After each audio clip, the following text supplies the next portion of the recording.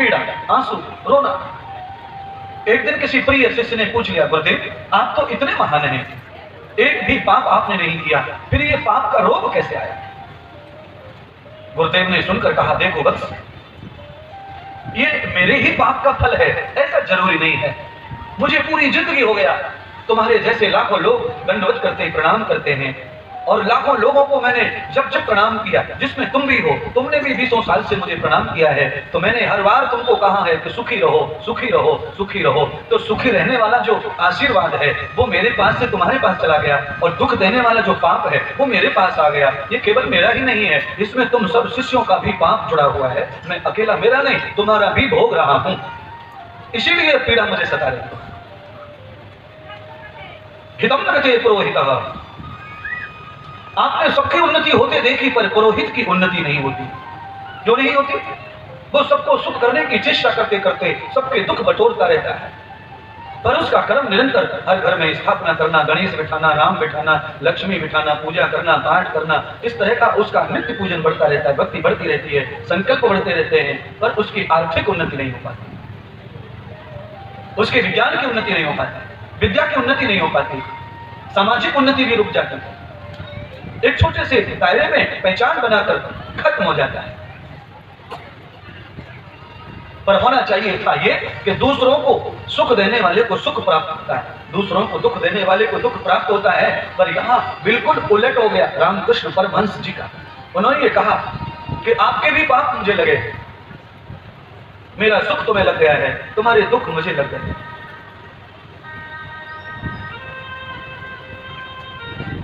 आप जानते हैं घर बनाते समय धरती का हिस्सा कुछ छुप जाता है ईंटों के चक्कर में, ईंटों के नीचे, दीवार के नीचे जो धरती आ जाती है उसका दिखना बंद हो जाता है। जितनी धरती पर चूना डालकर, नीम खोदकर ईंटें लगा दी जाती हैं, वहां घर तो तैयार हो जाता है, दीवार तो बन जाती है, पर वहां से धरती का स्तर खत्म हो जाता है, धरती का रूप समाप्त हो जाता है, धरती पिच जाती है, दब जाती है, और दीवार को सहन करते करते, घर को रक्षा करते करते उसका खुद का अस्तित्व लोप हो जाता है। 1000 बार लोग गोबर से लीपते घर को पहुंचते हैं, पर वो धरती रह जाती है पोंछा से लीपने से, जो दीवार के नीचे आ जाती है, और जो धरती लीपने से, पहुंचने से वंचित है, वही पूरे घर को साधी हुई है, और जो धरती की लिपापोती हो रही है उसको कोई लोड नहीं है, घर का कोई वजन नहीं है, छत का, दीवार का, जो व्यर्थ हो गई, जिसका कोई रूप नहीं, कोई निहार नहीं, कोई निरीक्षण नहीं, वही सबको संभाल रही है। अर्थात ये गुरुदेव, ये पुरोहित, ये समाज को संभाल रहा है, चाहे उसका लोप हो गया, पर ये सबको बना के बैठा हुआ है, सबको खड़ा करके बैठा। नहीं तो पुरोहितम कृतम, कृतम पुरोहितम जाताम, जाताम पुरोहितम ततः, ततः पुरोहितम मानस, मानस पुरोहितो आत्मा, आत्मा हतम व्यवहार कृत्वम, कृत्वम व्यवहारम आत्मा सिद्धि। आत्मा की अनुभूति यही है, दूसरों के हित के लिए अपने प्राणों की आहुति अर्पण करो। कैसे होगा दूसरों का हित? तो उसके लिए हमारी भागवत समिति जामतारा और हमारे श्री प्रभु मंडन परिवार ये पुरोहित का काम कर रहे हैं, जिनको न ये जानते हैं, न महात्मा इंद्रदेव जानते हैं, वह सब इस कथा से पावन हो जाएंगे, पवित्र हो जाएंगे, पाप धो लेंगे, दुख धो लेंगे, क्लेश धो लेंगे, मनोवांछित इच्छाओं की पूर्ति कर लेंगे। और ये सब इनकी वजह से हुआ, जिन्होंने इस आयोजन को अपने धन से खड़ा किया है। भले ही इनका लोप है, इनको क्या मिलेगा पता नहीं, पर समाज को जो प्राप्त होगा, देश को जो प्राप्त होगा, मानव समाज में जो कृति आएगी, उत्साह आएगा, जो नयापन आएगा, जो दीर्घ जीविता आएगी, अनंत अनंत क्लेश मिट जाएंगे, वो इनकी कृपा से होगा। ये जाति के कौन है, ये त्रिवेदी चतुर्वेदी है या नहीं है, कोई फर्क नहीं पड़ता। पुरोहित बनने के लिए केवल आदमी का भाव अच्छा होना चाहिए, नहीं तो कृतम पुरोहित आता। विश्वामित्र ब्राह्मण कुल में पैदा नहीं हुए, पर वो भी दशरथ के पुरोहित बने। ब्राह्मण बनना पड़ता है, पुरोहित होने के लिए ब्राह्मण होना नहीं पड़ता है। ब्राह्मण कुल में पैदा होकर अगर आपको वेद आदि सतशास्त्र का अनुभव नहीं, तो आप कैसे फिर अपनी गति प्राप्त करेंगे, पुरोहित कैसे बन पाएंगे? तो इसका मतलब पढ़ाई नहीं है, पुरोहित बनने के लिए पढ़ाई नहीं, सिद्धांत की जरूरत है, मानवता की जरूरत है। परमात्मा ने वेद में लिखा उत्तिष्ठित जागर्यामि पुरोहित, अर्थात हर इंसान के लिए भगवान ने लिखा है, प्रत्येक मनुष्य के लिए लिखा। उत्तिष्ठित, उठो, जागर्यामि, जागो जागो, नींद से चेतन हो जाओ, अचेत होकर पड़े हो, अचेत होकर के। अरे महाराज, हम तो रात में ही सोते हैं, दिन भर जगते हैं। ना ना ना ना ना, आप रात में ही जगते हैं, दिन भर सोते हैं। सुनिए ना, आप जब रात में मुंह धो के सो जाते हैं ना, तभी आप जागृत मानो हमारे शास्त्र के अनुसार। और जब आप दिन में जागते हो, काम करते हो, तब आप सोए हुए हो। क्यों सोए हुए हो? क्योंकि सोते सोते आदमी किताब नहीं पढ़ सकता। आपका क्या सिद्धांत है? हाँ जी महाराज जी, सोते सोते आदमी किताब पढ़ सकता है? अक्षर पढ़ सकता है? किताब में क्या लिखा है सोते सोते? नहीं महाराज, जागते जागते किताब पढ़ सकते हैं क्या लिखा हुआ है। इसका मतलब यह है कि ये समाज जागा हुआ सोया हुआ है। क्यों? तंबाकू की पुड़िया के ऊपर लिखा हुआ है इससे कैंसर होता है, और ये पढ़ पढ़ के खा रहा है। अब इसे सोया हुआ समझू के जागा। आप बता, सिगरेट की पैकेट के ऊपर लिखा हुआ है इससे कर्क रोग होता है, कैंसर होता है। देख देख के पढ़ पढ़ के सिगरेट फूंक रहा है। अब बोलो, रात में सोया हुआ अच्छा कि दिन में जागा हुआ अच्छा? बोलिए सिगरेट बाजो, बोलिए तंबाकू, बोलो बोलो बोलो। अरे बोलने से अपराध नहीं लगेगा, एक पुण्य खड़ा हो जाएगा सच्चाई को समझने से, बोलने से। हाँ बोलिए ना। अच्छा बोलो, टूटा हुआ कांच पड़ा हो पैर रखता है कोई? क्यों नहीं रखते? बताओ क्या हो गया? सब जानते हैं, टूटे हुए कांच पे पैर रख दिया तो रक्त की धाराएं बह जाएंगी, नस कट जाएंगे, पैर पैर खराब हो सकता है, कभी भी ठीक होने वाला रोग हो सकता है, कांच नस में चला गया। बस मैं कहना चाहता हूं, जैसे टूटे हुए कांच पर पड़े हुए कांटों पर पैर रखने में आदमी संभलता है, वैसे ही तंबाकू, गुटखा, अंडा, शराब भी ये टूटे हुए कांच की तरह डरावने हैं। इनसे भी हमें संभल के ही जीना चाहिए, पैर संभल के रखना। Good good good good good good good. ये संसार फूलों का बिछा हुआ सेज नहीं है, ये संसार कांटों का सजा हुआ दुख है, और इसे तुम कैसे भोग रहे हो? फूल समझकर। संसार इतना लालच है संसार का कि क्या कहना मरा। किसी लड़की की शादी होने में 1-2 साल लेट हो जाए, किसी लड़के की शादी में कुछ लेट हो जाए तो आदमी इतना टेंशन में आ जाता है, घर वाला, मम्मी पापा बीपी बढ़ा लेता है, शुगर बढ़ा लेता है। ये पंडित जी फेल हो गया, दूसरे महात्मा, तीसरे पंडित जी, चौथे पंडित जी, 4 पन्ने की एक किताब सी लेकर के जन्म कुंडली नाम है उस पापनी का, उसे लिए घूमता। क्या नाम है उसका? जन्म पत्रिका।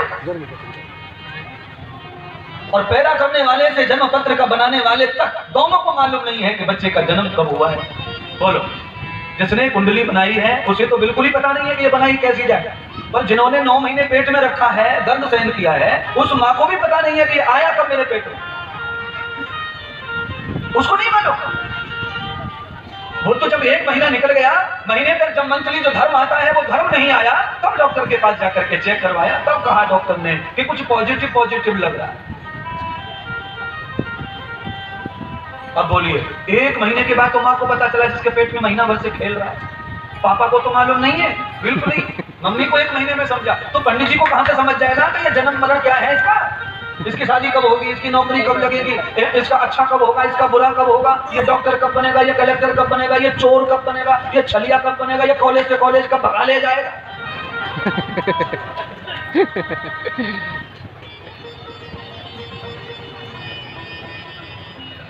आपका विज्ञान क्या कहते हैं श्रोता मंडली? जिस संसार को फूल समझकर भोग रहे हो, ये प्योर कांटों से भरा हुआ है, अंगारों का सफर है ये संसार।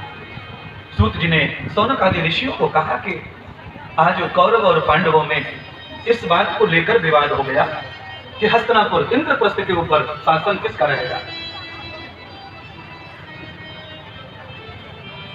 हस्तिनापुर कौरवों को प्राप्त हो गया है, इंद्रप्रस्थ पांडवों को मिला, बंटवारा हुआ। हस्तिनापुर का राज्य बड़ा था, इंद्रप्रस्थ छोटा था, पर महिमा इंद्रप्रस्थ की ज्यादा थी। आप समझ लेना, घर में घर बनाते समय जिस लोहे का प्रयोग होता है वो लोहे की सरियाएं बड़ी बड़ी होती हैं। घर बनाने वाला सरियों को कभी भी घर के अंदर नहीं रखता।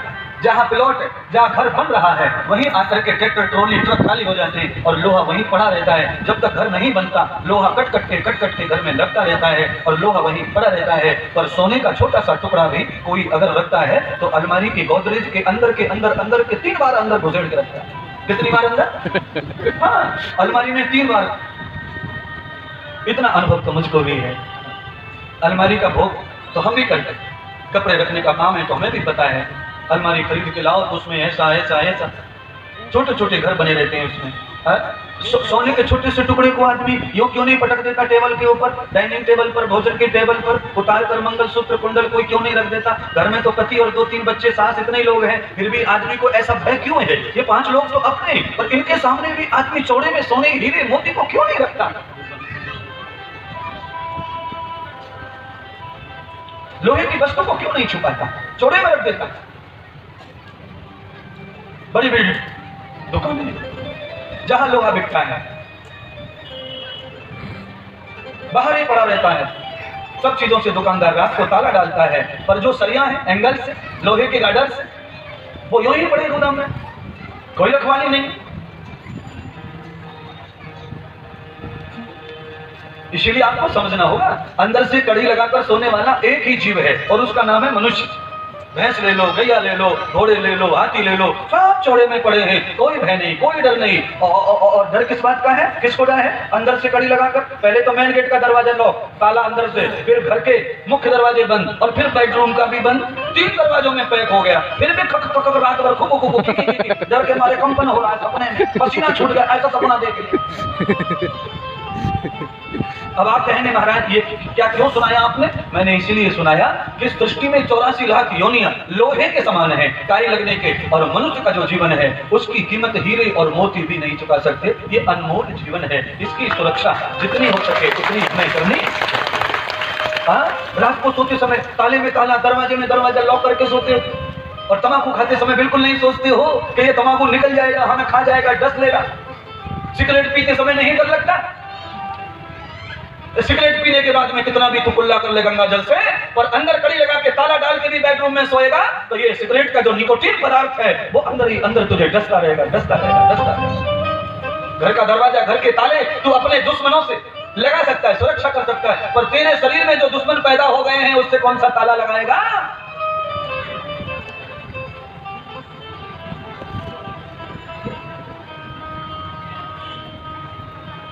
झारखंड के लोग कहते हैं घर का भेदी लंका ढाए, घर का भेदी लंका ढाए। दरवाजे, ताले ये सब दुश्मनों के लिए लगा दिए, पर घर के भेदी जो तुम्हारे शरीर रूपी मकान में पहले से दुश्मन बैठे हैं उनका क्या करोगे? उनको कैसे भगाओगे? उनसे कैसे सुरक्षा करोगे? इसीलिए महाभारत की कथा सुनाई जा रही है। सौनक जी को कहा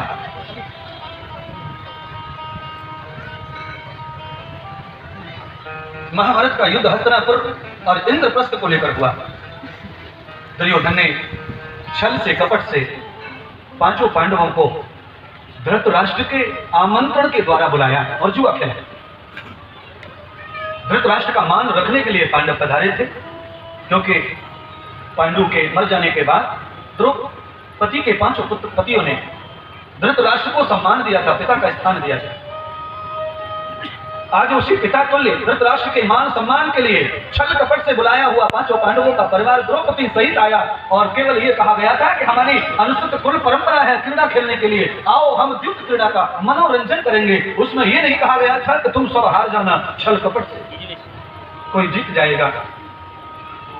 देखिए ये जो ताश का खेल है, पत्तों का खेल, ये मनोरंजन के लिए भी होता है और सब कुछ मिट मिटाने के लिए भी होता है। पत्ते वही, इन पत्तों से आप मनोरंजन भी कर सकते हैं और इन पत्तों से आप सब कुछ हार भी सकते हैं। ये तो आपकी मान्यता के ऊपर है कि आपने ये गुलाम, जो चिड़ी का गुलाम है, हुक्म का गुलाम है, ये क्यों पटका, इसमें आपने क्या लगाया है, या आप फ्री में पटक दिया खुशी के लिए, ये तो आप जानते हैं ना। गुलाम नहीं कहता कि तुम 500 लगाओ, 1000 लगाओ, ना ना ना ना, वो कहता है मैं तो खुशी के लिए भी पटक पटक के मारो, मुझे कोई फर्क नहीं पड़ता। इंसान की निजी मान्यता से फर्क पड़ता है। 5 पांडवों का द्रौपदी सहित आगमन हुआ हस्तिनापुर में, और द्रुट क्रीड़ा में शकुनी मामा के द्वारा 5 पांडवों को पूरी तरह से परास्त किया गया। बाद में द्रौपदी को भी 5 पांडवों ने मति भंग होकर के द्यूत में कौरवों को दान कर दिया। दुशासन ने द्रौपदी का अपमान करने के लिए, दुर्योधन और दुशासन दोनों का अपमान किया था द्रौपदी ने, और आज उस अपमान का बदला लेने के लिए द्रौपदी के साथ में भरी सभा में इस प्रकार का कृत्य किया गया, जिसे आप सभी लोग अच्छी तरह परिचित, जानते, सुनते आ रहे हैं। ये द्रौपदी की कथा ये सिद्ध करती है कि अगर भगवान रामेश्वरम में होते या द्वारका में होते तो द्रौपदी की लाज बचने वाली नहीं थी महाराज, इतनी दूर से। इसका मतलब यह है कि जहां भक्त की पुकार शुरू होती है वहीं भगवान का प्राकट्य शुरू हो जाता है।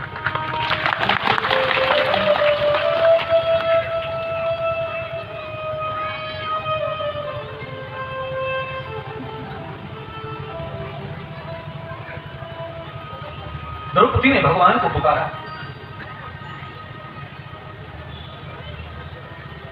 भगवान श्री कृष्ण ने आकर द्रौपदी को मदद की सहारा लिया। ये भी आप जानते हैं कथा में। जिस समय तू बचाने पे आए, आग पानी वो दरिया से बचाए,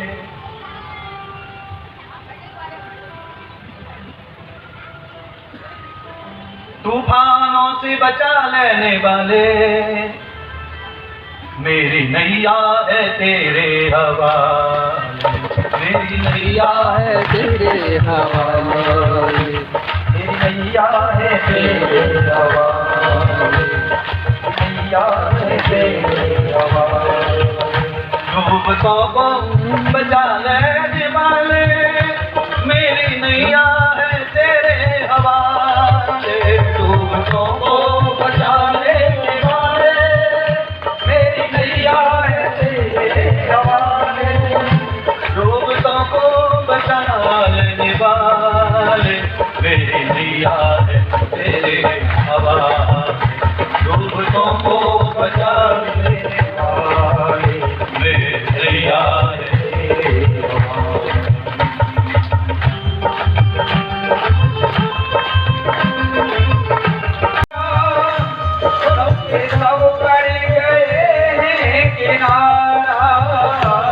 अब कोई न देता दिखाई, अब तो तेरा ही बचता सहारा, अब कोई न देता दिखाई, अब तो तेरा ही बचता सहारा, डूबतों को बचा लेने वाले, डूबतों को बचा लेने वाले, मेरी नैया तेरे हवाले, मेरी नैया तेरे हवाले, ओ डूबतों को बचा लेने वाले, मेरी नैया है तेरे हवाले, डूबतों को बचा लेने वाले,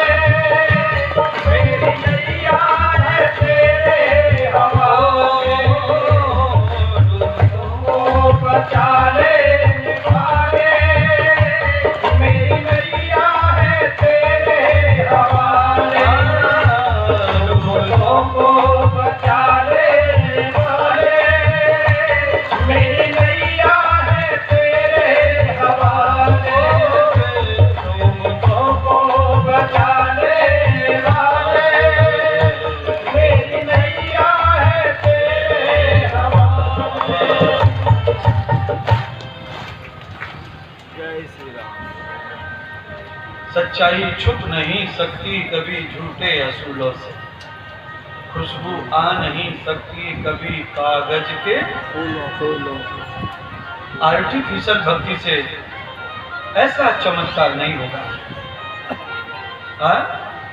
आर्टिफिशियल बनावटी भक्ति, रेडीमेड पुण्य ले आओ, रेडीमेड भक्ति दे दो, ये लाभ नहीं मिलेगा।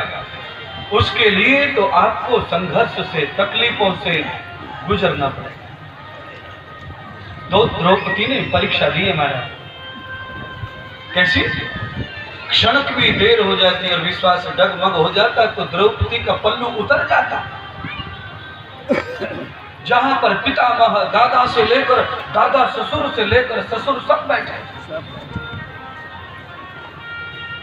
जिनके बाण से धरती से गंगा प्रकट हो जाती वो अर्जुन बैठे,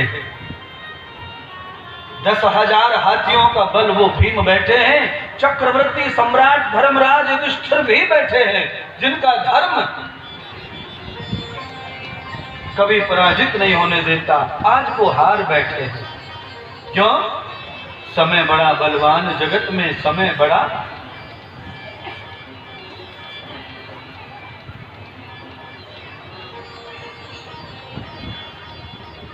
द्रौपदी ने अपने केस खोल लिए। भगवान श्री कृष्ण ने द्रौपदी की लाज रक्षा की, भक्त की रक्षा करने प्रभु पहुंचे। पांचों पांडवों को अज्ञातवास भेजा गया। कौरवों के द्वारा बहुत दुख दिया गया। जब दुख की सीमा पार हो गई, तब भगवान की शरण में पांचों पांडव गए और भगवान से सहायता मांगी। हे केशव, इस क्लेश से, इस दुख से हमें मुक्त कर। भगवान ने शांति संदेश भेजा कौरवों के पास में। दुर्योधन ने शांति संदेश को ठुकराया और यह सिद्ध कर दिया कि एक सुई की नोक के बराबर भी हस्तिनापुर इंद्रप्रस्थ के राज्य से पांडवों को प्राप्त नहीं होगा। अगर उन्हें प्राप्त करना है तो कौरवों से युद्ध करना पड़ेगा।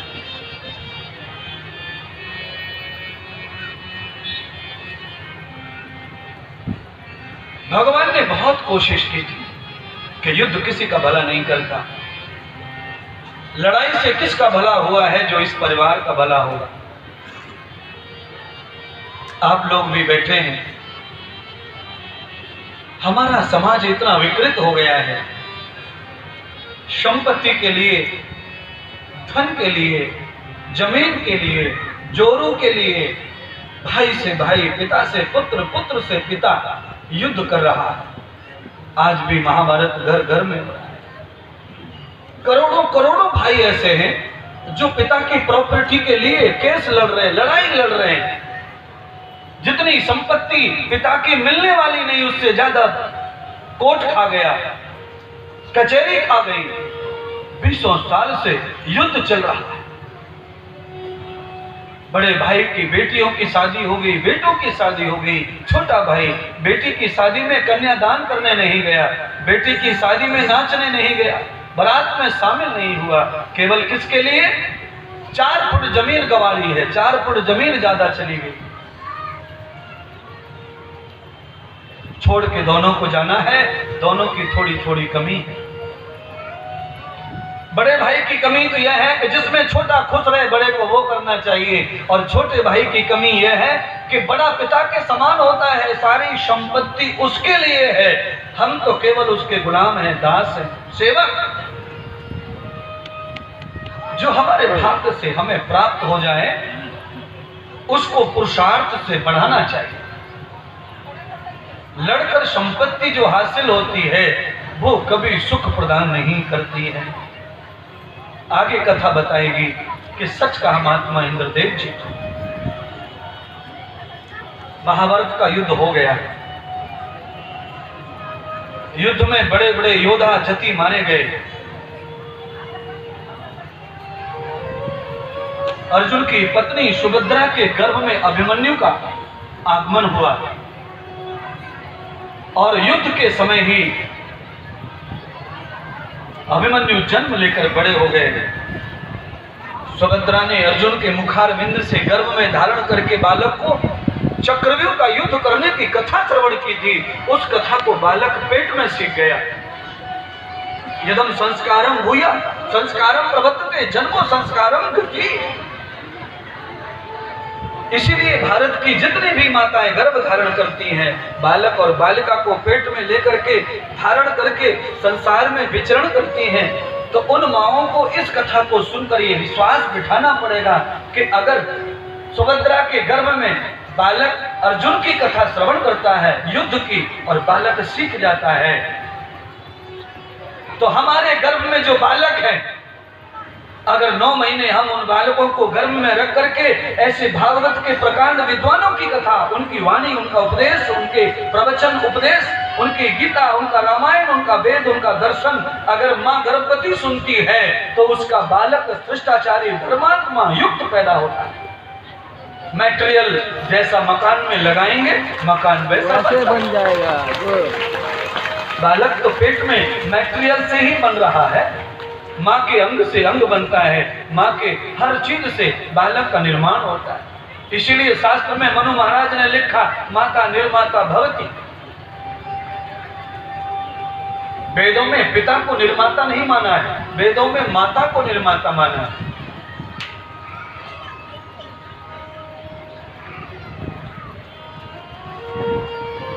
इसलिए हर गर्भवती महिला को यह कथा सिखा रही है, आपको कलयुग के इस आडंबर से डर लगता है। कलयुग में बच्चे अच्छे बड़ी मुश्किल से बनेंगे, अगर ये भय आपको है तो क्यों ना फिर हम अपने बच्चे को मां के पेट में ही उसे सुंदर सुडौल और धर्मात्मा ज्ञानी तपस्वी बनाकर पैदा करें। आप कल्पना करिए, एक बार चाशनी में रंग डाल दिया जाए तो जलेबी में एक बार चाशनी डूब गई जलेबी, तो जलेबी में वो रंग आता है जो चाशनी में डूबा हुआ रहता है। आपने अगर चाशनी को लाल बनाया तो जलेबी लाल हो जाएगी, हरी बनाएंगे तो हरी हो जाएगी, पीला कलर किया है तो पीली हो जाएगी। और गारंटी इस बात की इंद्रदेव लेते हैं, उस जलेबी को पानी में धो धो के तुम मर जाना पर रंग छूटने वाला नहीं है। इसीलिए मैं कहता हूं, एक बार गर्भ में जो बालक डूबा हुआ है उस चाशनी को रंगीला कर दो। बनाने वाला कारीगर कैसी भी जलेबी बना दे पर रंग तो चाशनी से आता है, मां से मिलेगा। परमात्मा ने क्या निर्माण किया है, नाक छोटी की है, आंख टेढ़ी कर दी, कैसे भी बनाने दो, पर मां जो निर्माण करती है उसका निर्माण ऐसा भगवान भी नहीं कर सकते। इंसान का निर्माण मां के हाथ में है, महिलाओं के हाथ में है। पर महिलाएं, आज का युग ऐसा आ गया है कि महिलाएं अति से ज्यादा मॉडर्न हो गई। महिलाएं अति से ज्यादा मां बन जाएं तो बिस्तर पकड़ लेती हैं, बिस्तर पे पड़ी रहती है, खाती रहती है, टीवी देखती रहती है, मोबाइल देखती रहती है। जो नहीं देखना वैसे चित्र देखती है, वैसा चरित्र देखती है। उन्हें ये नहीं पता कि तेरी आंखों से तेरा बालक देख रहा है, तेरे कानों से तेरा बालक सुन रहा है। अरे तेरी नाभि से जब वो भोजन खाता है उसका मुंह बंद है, तो तेरी आंखों से, तेरी वाणी से, तेरे मन से, तेरी बुद्धि से उसकी बुद्धि, उसका मन बन रहा है। इसीलिए तेरी आंख अच्छी कर ले, तेरी वाणी अच्छी कर ले, तेरे कान अच्छे कर ले, तेरा मन अच्छा कर ले, तेरी खोपड़ी अच्छी कर ले, तेरा चरित्र अच्छा कर ले, तेरा भोजन अच्छा कर ले, जिससे तेरे पेट का पिल्ला अच्छा हो जाए।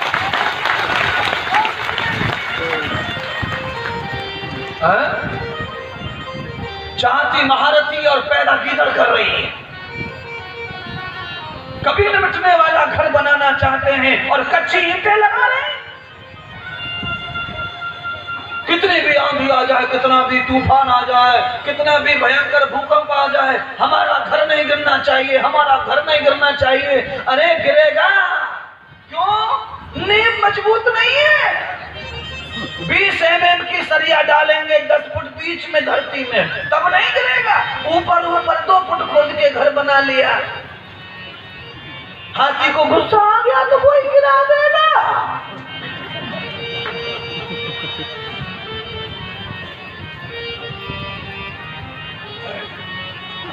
व्यभिचार का तूफान आया हुआ है कलयुग में, चरित्रहीनता का तूफान, व्यभिचार का भूकंप आया हुआ है। व्यभिचार के भूकंप से कैसे बचेगा तुम्हारा बेटा बेटी? कैसे बचेगा? वासनाओं में अंधे हो रहे, नशा में अंधे हो रहे, जवानी में अंधे हो रहे, कैसे बचेंगे तूफान से? ऐसे तूफान और भूकंप से बचने के लिए आपको गर्भ में ही निर्माण करना पड़ेगा मकान का। आहार विहार मूलश्च। सीता ने लव कुश का निर्माण किया ऋषि वाल्मीकि के आश्रम में जीकर। सीता चाहती तो अयोध्या का आधा हिस्सा ले लेती, क्यों जाती जंगल? राम के कहने से सरलता से चली गई, क्योंकि राम जानते थे, राम को मालूम था मेरा निर्माण वशिष्ठ जी के आश्रम में जाके हुआ तो मेरे बच्चों का निर्माण मुझे और पहले कर देना चाहिए। मेरा निर्माण तो 5 वर्ष के बाद मुझे लाभ प्राप्त हुआ गुरुदेव का, मेरे बच्चों को जन्म से पहले ही गुरुदेव का लाभ प्राप्त होना चाहिए। इसलिए ध्यान करना, हमारे हिंदू समाज में शादी होने से पहले जनेऊ पहनाया जाता, दूल्हा दुल्हन को मंत्र दिया जाता, पंडित जी के कानों में फूंक मारी जाती है। ये नियम भर है, आडंबर पाखंड भर है, ये सच्चाई नहीं है। पर ध्यान कर लो क्यों किया जाता है ऐसा? विद्या आरंभ होने से पहले गुरु बनाना, लेट हो जाए कोई बात नहीं। नौकरी लगने से पहले गुरु बनाना, नहीं हो रहा कोई बात नहीं है। शादी करने से पहले गृहस्थ का सत्संग लेना, ज्ञान लेना, गुरु बनाना, विवाह में बैठना, गृहस्थ सफल हो जाएगा, कोई बात नहीं। नहीं हुआ, शादी हो गई, पर अब औलाद पैदा करने से पहले गुरु बनाना, सत्संग लेना, फिर माँ बनना, फिर पिता बनना। नहीं तो भैंस गाय की तरह, ऊंट की तरह, कुत्ता बिल्ली की तरह औलाद पैदा करके माँ नहीं बन जाओगे, पिता नहीं बन जाओगे।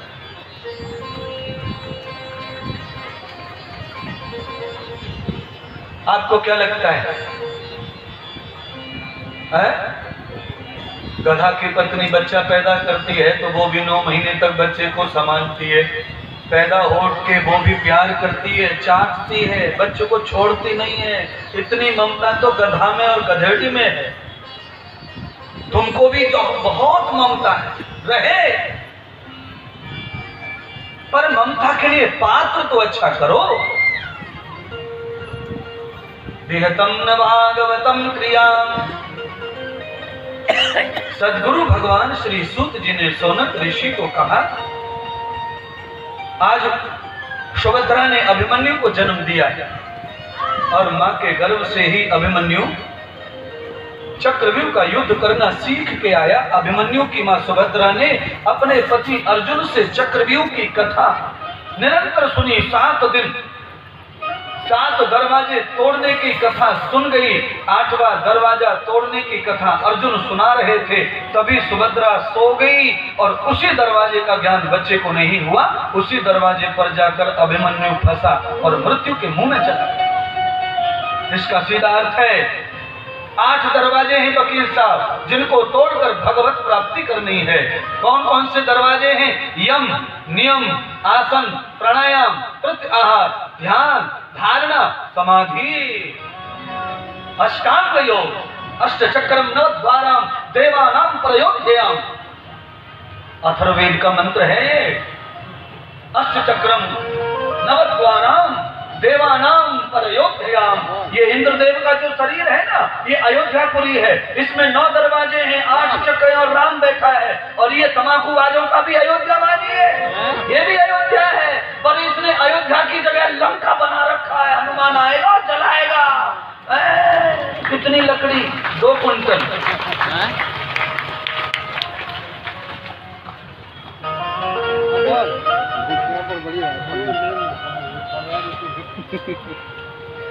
कितनी लकड़ी? 2 क्विंटल। हनुमान आएंगे और आग लगाएंगे। और ध्यान कर लो, चिता में आग लगाने के लिए चुंगा बनाना पड़ता है, कपड़ा लपेट के।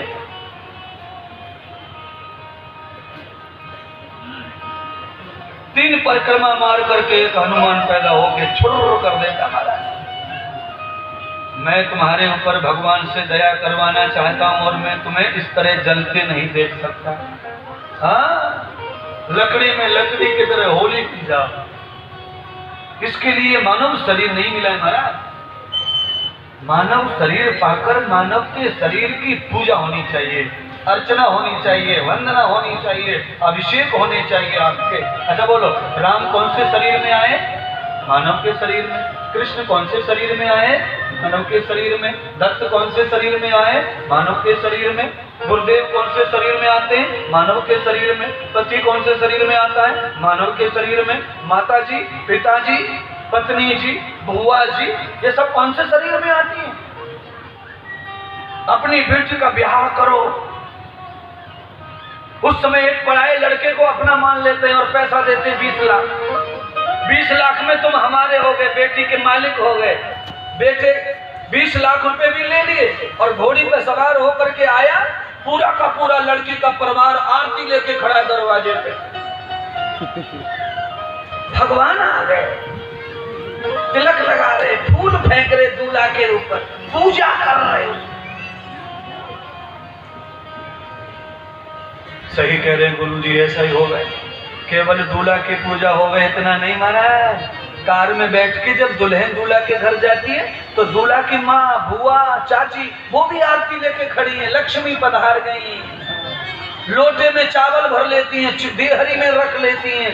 लक्ष्मी को कहती हैं पैर लगा दो, तुम्हारे पैरों से लक्ष्मी प्रवेश हो जाए। लक्ष्मी नहीं आएगी इसके पैरों से, इसने बड़ी मटरगस्ती की है कॉलेज में। इसके पैरों में लक्ष्मी नहीं है, ये पहले से कुलक्ष्मी है। ये तो 8वां है, 8वां।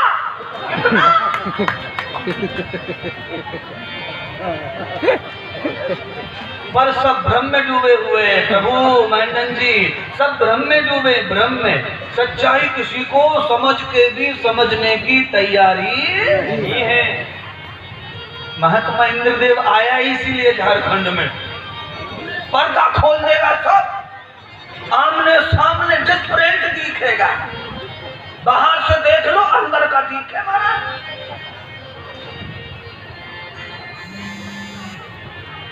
महाराज हम बड़े दुखी हैं, आपकी कृपा से दुकान मकान सब आपकी दया से सब अच्छा है, पर महाराज बड़ा प्रॉब्लम, ये कभी नहीं मिलेगा।